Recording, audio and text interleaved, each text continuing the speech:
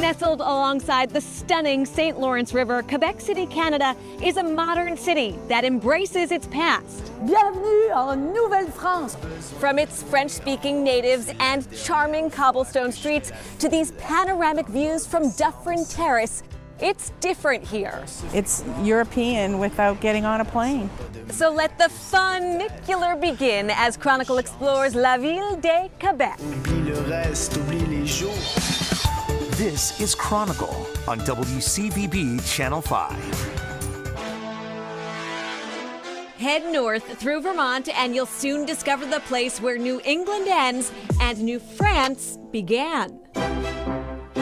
Well, Quebec City is a live museum, actually. Marc Duchesne has spent the last 30 years exploring this stunning city, the capital of the province of Quebec, first as a tour guide and later as the founder of Cicerone Tours. On a trip to Boston, I noticed those guides from the colonial time period there. So I looked at that and I figured it would be so nice to have that in Quebec City. And now it became our trademark to do the costume thing.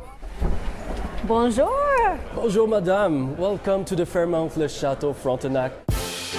Our journey starts appropriately at the place most often associated with Old Quebec City. It's one of the most iconic and photographed hotels in the world, the Fairmont Le Château de Frontenac. My name is Bruce Price, architect of the hotel. Let me take you on a tour. Spectacular job! This grand structure first opened in 1893 when the actual Bruce Price, the inspiration for our Cicerone guide on this tour, completed what would become a Canadian national treasure and his signature work. So the hotel had a grand inspiration.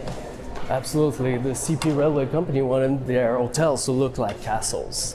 This one, in part, was inspired by the Château de Versailles.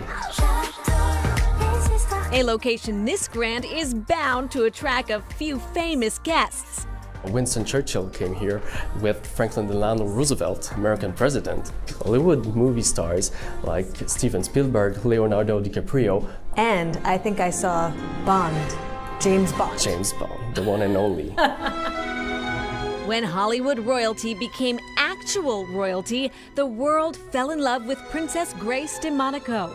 Grace Kelly, my goodness. If you're looking for the royal treatment, you can stay in this suite that bears her name. And when was she here? She was here for the Winter Carnival in 1969. She was a guest of honor.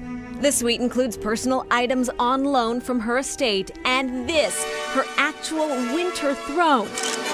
I'm definitely posting this. On a walk through the upper town in Old Quebec City, French influence is everywhere, from the street performers to the street signs, even the pastries. It's delicious. To understand why, we take a trip down the Escalier Casse-Cou, or breakneck stairs, to Lower Town. It is about 95% francophone. The anglophone population is tiny.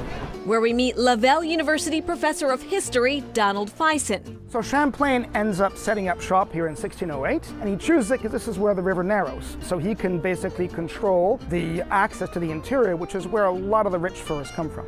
French explorer Samuel de Champlain is credited with consolidating the French colonies in the New World. And what better place to do that than from a cliff high above a valuable waterway? They put walls around it eventually, and by the 1740s, it's a fully fortified city.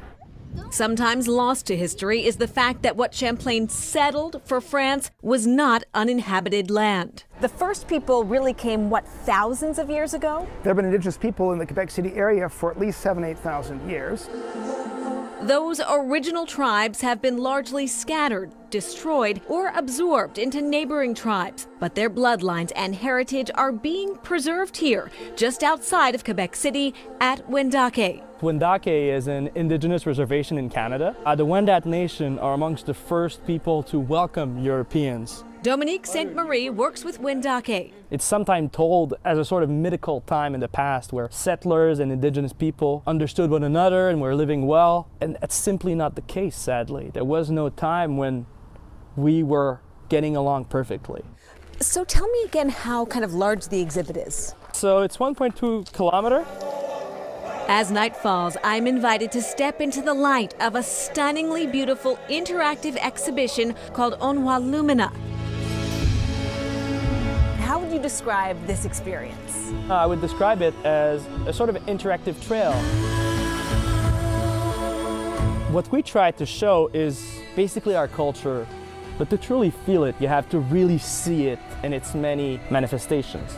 A truly immersive introduction to this dynamic native culture. Well, I'm glad that we're looking back at the past so that we can know the proper way to heal.